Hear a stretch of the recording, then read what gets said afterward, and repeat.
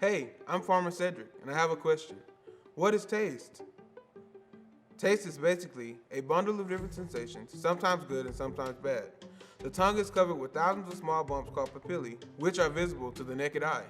Within each papilla are hundreds of taste buds that are responsible for communicating to our brain the 5 basic tastes: salty, bitter, sweet, sour, and umami.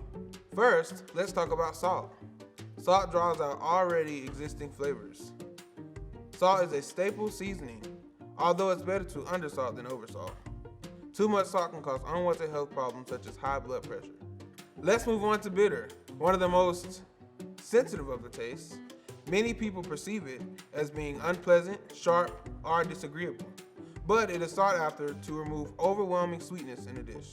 Radishes and arugula are bitter examples from the farm, but some things you might have in your kitchen are cocoa powder, coffee, or mustard. Now, let's talk about sweet. A person who loves fruits, baked treats, and candies can't ever get enough. Sweetness can round out sharp flavors, which can somewhat be bitter, and balance salty ones. Sweetness is enhanced by white or brown sugar, but honey, molasses, or stevia can also be used as alternatives, and they will get the job done. Next, let's talk about sour. Vinegar and lemon juice are the most common sour tastes, and the ones that'll make your face twist like this. Have you ever cooked something and the flavor just wasn't quite how you wanted it? Try adding some acid, maybe a lemon, a lime, some apple cider vinegar, and that will amp up the flavor. Last but not least, umami. It's kind of fun to say. Umami refers to savory or meaty flavors.